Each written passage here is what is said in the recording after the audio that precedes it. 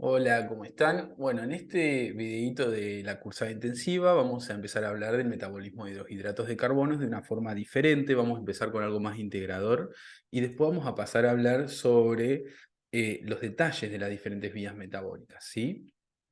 La idea es que puedan entender la idea general inicialmente y después poder ir al detalle, que es lo más recomendado al momento de estudiar, ¿está bien?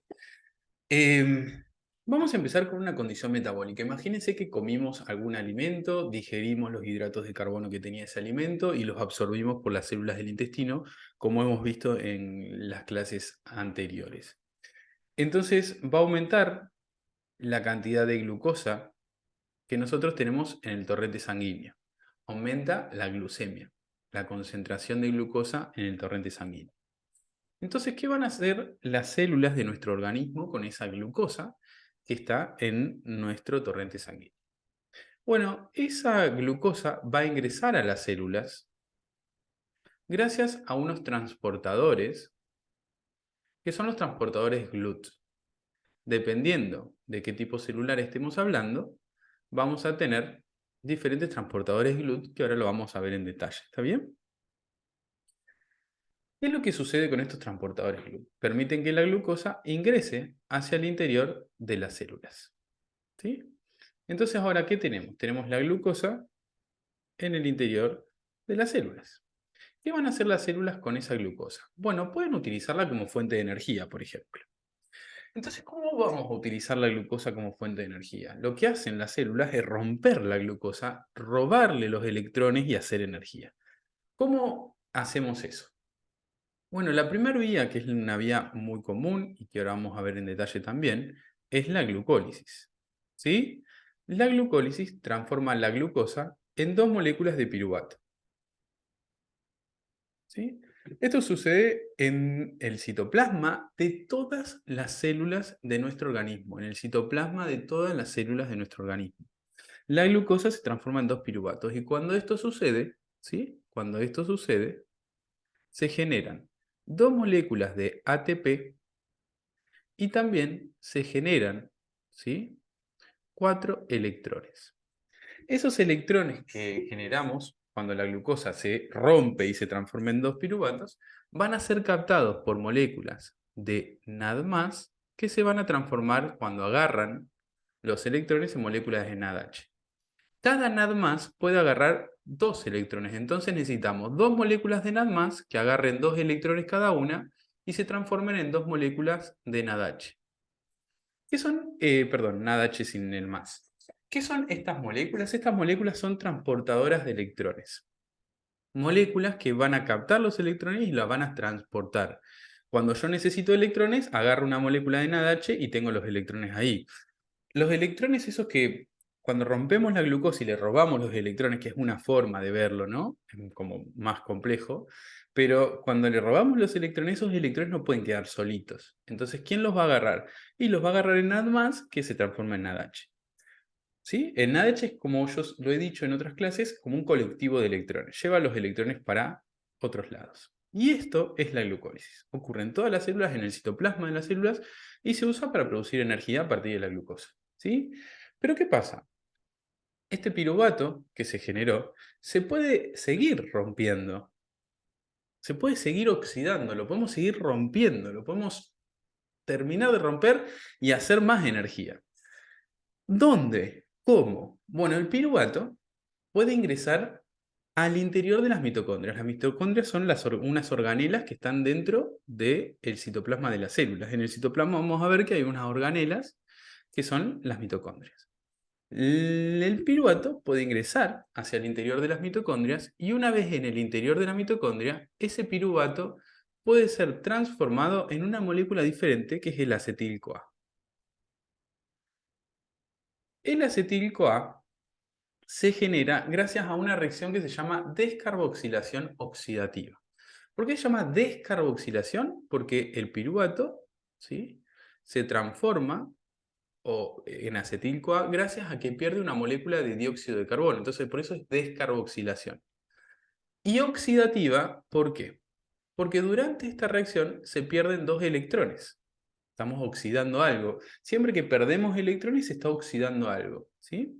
Entonces se pierden 2 electrones, y por eso es una oxidación, y por eso es una descarboxilación oxidativa. Y esos 2 electrones, ¿por quién van a ser captados? Por los colectivos de electrones. En este caso, el NAD+, agarra 2 electrones y se transforma en NADH, ¿sí? Entonces fíjense que en esta reacción también generamos NADH, igual que acá en la glucólisis. ¿Se acuerdan? Esta es una descarboxilación oxidativa. Perfecto. Pero ahora decís, ¿y qué hacemos con ese acetil-CoA? Lo podemos seguir rompiendo, ¿sí? Lo podemos seguir oxidando, podemos seguir robándole electrones cuando lo rompemos. ¿Cómo? Bueno, en otra vía metabólica diferente, que es el ciclo de Krebs. El ciclo de Krebs es una vía metabólica oxidativa, también podemos decir en este caso, que ahora lo vamos a ver, porque le vamos a romper al acetil-CoA y le vamos a seguir robando electrones. ¿Está bien? Es una vía que ocurre dentro de las mitocondrias de la célula, así que lo van a poder hacer las células que tengan mitocondrias. Por ejemplo, los glóbulos rojos no tienen mitocondria, entonces no pueden hacer el ciclo de Krebs, que es una vía metabólica que ocurre adentro de las mitocondrias. ¿Qué nos permite esta vía? Transformar el acetil-CoA en 2 moléculas de dióxido de carbono. Eso nos permite la vía esta que es el ciclo de Krebs. Pero también en esta vía se generan, cuando rompemos el acetil-CoA y lo transformamos en dióxido de carbono, se generan 6 electrones que van a ser captados por 3 moléculas de NAD+, que se van a transformar en 3 moléculas de NADH. ¿Sí? También durante estas reacciones químicas de esta vía, que es el ciclo de Krebs, se van a generar 2 electrones, pero estos 2 van a ser captados por otra molécula que transporta electrones, que es el FAD. El FAD agarra 2 electrones y se transforma en FADH2. El FADH2 es como el NADH, transporta electrones, como un colectivo de electrones, igual que el NADH, ¿está bien? Y también durante estas reacciones del ciclo de Krebs, de esta vía metabólica, va a generarse una molécula de alta energía, una molécula de ATP o una molécula de GTP. Recuerden que estas moléculas ATP y GTP son moléculas que guardan energía en las células, ¿sí? Son las moléculas que las células eligen como las baterías. Guardamos la energía y cuando la necesitamos rompemos estas moléculas y tenemos energía. Entonces, la célula, la forma en la que produce energía es esto, en forma de ATP, ¿sí? El ATP, ¿está bien? Adenosintrifosfato. Es una molécula en la que la célula guarda la energía como si fuera una batería de un auto. Guardamos energía ahí cuando, bueno, pero la batería no se rompe, pero podemos sacarle la energía. En el caso del ATP necesitamos romperlo para sacarle la energía y usarla en lo que lo necesitemos. ¿Está bien? Entonces, acá hay algo muy importante, muy importante. ¿Qué es lo importante acá? Fíjense la cantidad de NADH que fuimos generando y la cantidad de FADH2 que fuimos generando a medida que rompemos la glucosa. Hay un montón de moléculas de NADH, hay un montón de moléculas de FADH2 que fuimos generando a medida que íbamos rompiendo la glucosa, que la íbamos oxidando, que la íbamos usando como fuente de energía luego de comer o lo que sea, ¿sí? ¿Qué hacemos con todas esas moléculas que llevan electrones? ¿A dónde van a ir todos estos electrones? Estos colectivos de electrones, ¿a dónde van a llevar esos electrones? Bueno, esos electrones van a ser llevados a la cadena respiratoria. Ahora en el siguiente video les voy a contar bien cómo funcionan y vamos a ver en detalle todas estas vías que estoy haciendo acá. Ahora voy a hacer un listadito y van a ver que en el siguiente video va a aparecer una, la otra y la otra. La cadena respiratoria es un conjunto de proteínas que se encuentra en la membrana interna de la mitocondria. Porque no sé si lo recuerdan, pero la mitocondria tiene doble membrana, ¿sí? En la membrana interna vamos a poder encontrar 4 proteínas que forman a la cadena respiratoria.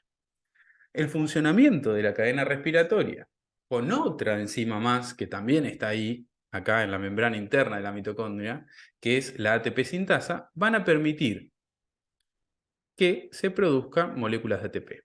O sea, utilizando estos electrones que yo fui generando durante todo el caminito este oxidativo que vimos recién, junto con el funcionamiento de la cadena respiratoria, nos sirve para producir ATP. Esto es lo que se llama producción de ATP por fosforilación oxidativa. ¿Sí? Cuando hacemos todo esto para que esos electrones sean utilizados en la cadena respiratoria para producir moléculas de ATP, moléculas de energía. Eso es súper importante, ¿sí? Es la forma en la que nuestras células generan una buena cantidad de energía. Y ahora, en los siguientes videitos, vamos a ver todas estas vías en detalle, ¿está bien? En el siguiente videito. ¿Qué vías? Bueno, recién hablamos. Acá, al principio, hablamos de la glucólisis. Vamos a copiarlo para que tengan un listadito de las vías metabólicas de las cuales vamos a hablar en el siguiente video. La glucólisis. La siguiente vía, o la siguiente reacción, ocurre dentro de las mitocondrias, la transformación de piruvato en acetil-CoA, que yo les dije que se llamaba descarboxilación oxidativa del piruvato. Entonces de esa también vamos a hablar en el siguiente videito. También vimos que ocurre la vía del ciclo de Krebs, que permite transformar el acetil-CoA en dióxido de carbono. Entonces esa es otra de las vías que vamos a ver en el videito que sigue, ¿sí? También vamos a hablar de la cadena respiratoria, cómo funciona. Me puse 2S. Y vamos a hablar de algo más que es súper importante. ¿Por qué?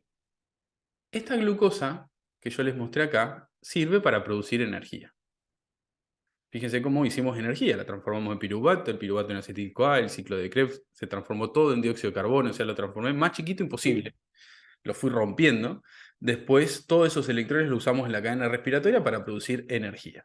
Pero cuando las células están bien de energía, sí, porque ya hice un montón de energía, estoy bien, y sigue habiendo glucosa, ¿qué hacemos con la glucosa que sobra? La podemos guardar en nuestro cuerpo, ¿sí? Nuestro cuerpo tiene la capacidad de guardar la glucosa, especialmente las células del hígado y las células del músculo. Pueden agarrar esa glucosa y transformarla en glucógeno. El glucógeno es la forma en la que nosotros guardamos la glucosa en nuestro cuerpo. Después, cuando la necesitemos, rompemos ese glucógeno. Esta vía que transforma la glucosa en glucógeno ocurre en el citoplasma de las células, especialmente las del hígado y las del músculo, ¿sí? Ellas pueden guardar glucosa en forma de glucógeno.